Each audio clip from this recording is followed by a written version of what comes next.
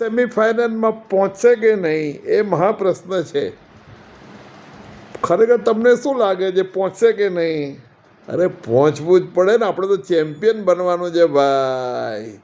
Good morning મિત્રો, કાચું ગુજરાતીને આપશું ને જય શ્રી રામ.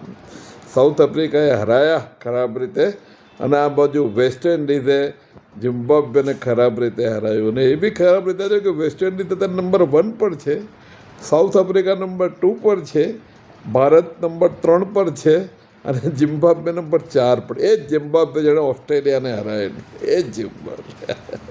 કાલે વેસ્ટ ઇન્ડિઝ સામે એમની હાલત કેટલી બધી ખરાબ થઈ ગઈ યાર. 250 ઉપર રન મારી ગયા, 256 વેસ્ટ ઇન્ડિઝવાળા, એ જ ઝિમ્બાબ્વે સામે.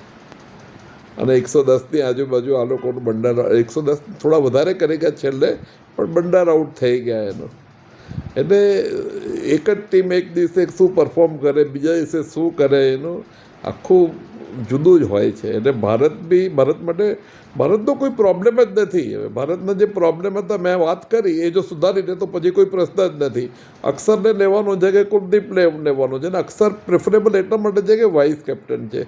વાઇસ કેપ્ટનનું મોટિવેશન ડાઉન ના કરાય એનું, ને રિંકુ સિંહને આગળ મૂકવાનો છે. મારું એક સજેશન છે હાર્દિક અને દુબેની આગળ, કારણ કે ફૂલ ટાઈમ બેટ્સમેન છે, એટલે એને એટલો રિસ્પેક્ટ આપો ફૂલ ટાઈમ બેટ્સમેનનો. એનો ઓલરાઉન્ડરની પછી ફૂલ ટાઈમ બેટ્સમેનને ના મૂકો. આ બાજુ પાકિસ્તાન, પેલા બીજા ગ્રુપની વાત કરીએ તો પાકિસ્તાન ન્યૂઝીલેન્ડની મેચ ડ્રો થઈ ગઈ, અને ઇંગ્લેન્ડ ટોપ પર બેઠું છે.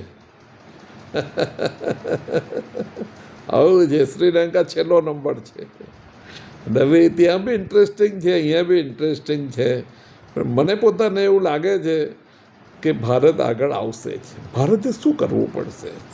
ભારતે એક તો વેસ્ટ ઇન્ડિઝને હરાવવું જ પડશે, નંબર 1. નંબર 2, ઝિમ્બાબ્વેને મોટા માર્જિનથી હરાવવું પડશે. નંબર 3, આપણો net average run rate west ઇન્ડિઝથી વધારે હોવો જોઈએ. કારણ કે ધારો કે વેસ્ટ ઇન્ડિઝ ન કરે નારાયણને, વેસ્ટ ઇન્ડિઝ સાઉથ આફ્રિકાને હરાવે, અને વેસ્ટ ઇન્ડિઝ ઇન્ડિયા અને સાઉથ આફ્રિકાના સરખા પોઈન્ટ થાય, તો આપણો રન રેટ વેસ્ટ ઇન્ડિઝથી વધારે હોવો જોઈએ. તો એનાથી પ્રોબ્લેમ નહીં આવે. આપણે પહેલાં બેમાં તો આવી જ જઈશું એનો. એટલે આ ભારતે બહુ ધ્યાન રાખવાનું છે નેટ રન રેટનું. નેટ રન રેટનું ધ્યાન રાખે પછી આપણે બહુ જોવાનું છે નહીં. મેં જે સજેશન આપ્યા છે એ ઇમ્પ્લિમેન્ટ એકવાર થઈ જાય પછી. અને બોલિંગ ઇન્ટેલિજન્ટ હોવી જોઈએ. બોલિંગનો સ્પીડ વેરિએશન્સ જોઈએ, લેન્થ વેરિએશન્સ જોઈએ, લાઇન વેરિએશન્સ જોઈએ. સાઉથ આફ્રિકાના બોલરોએ બેટ્સમેન નેક્સ્ટ સ્ટમ્પ પર ઊભો હોય તો ઓફ સ્ટમ્પની એકદમ બહાર બોલ નાખ્યો, જસ્ટ વાઇડ કહેવાનો સહેજ બાકી રહે એવા બોલ, એટલે પેલો ટચ જ ના કરી શકે એનો. એવા બોલ નાખવાની સ્કિલ એમણે ડેવલપ કરી.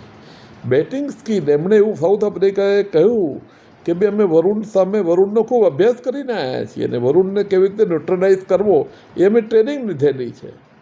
એ લોકો બેટિંગ ને બોલિંગ બંનેમાં સજ્જ થઈને આવ્યા છે. ભારતની સ્ટ્રેન્થનો સ્ટડી કરીને આવ્યા છે. હું એવું નથી કહેતો કે ભારતે સ્ટડી નથી કર્યો, પણ ભારતે જે ટેક્ટિકલ મિસ્ટેક્સ કરી એવોઇડ કરવાની છે. અક્ષરને નહીં લેવાનું, રિંકુ સિંહને આગળ મૂકવાનું, અને બોર્ડરોએ ઇન્ટેલિજન્ટ બોલિંગ કરવાની. અને બોર્ડરો ગમે તેમ આડેધડ બોલિંગ ના કરી શકે. શોર્ટ જ નાખ્યા કરો એવું ના ચાલે, ફૂલ ટોસ નાખ્યા કરો એવું ના ચાલે. ગુડ લેન્થ બોલ નાખો, અને એકદમ વાઇડ એવા નાખો કે જે વાઇડ બોલાય નહીં, પણ હોય વાઇડ, ટચ જ ના કરી શકે આ લોકો. અને યોર્કર નાખો, અને શોર્ટ ઓફ યોર્કર નાખો. પછી જુઓ કોઈની તાકાત છે, ભારતને હરાવે છે. વર્લ્ડના બધા બેસ્ટ બેટ્સમેનો આપણી પાસે છે.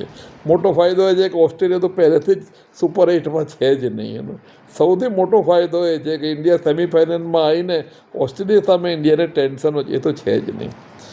સાઉથ આફ્રિકા ભલે આપણને હરાઈ ગયું, પણ ધારો કે આપણી સાથે ફાઇનલમાં આવે તો એ ફાઇનલમાં થોડું સ્ટ્રેસમાં રમતું હોય છે હંમેશા સાઉથ આફ્રિકા, અને આપણે જીતી જઈએ છીએ. એટલે હવે આપણે વેસ્ટ ઇન્ડિઝ અને ઝિમ્બાબ્વે સામે ખૂબ સારું રમવાની, નેટ રન રેટ હાઈ કરવાનું છે. અને આટલી બધી વસ્તુનું ધ્યાન રાખે. પછી કોઈની તાકાત છે ભારતને ચેમ્પિયન બનતા રોકે?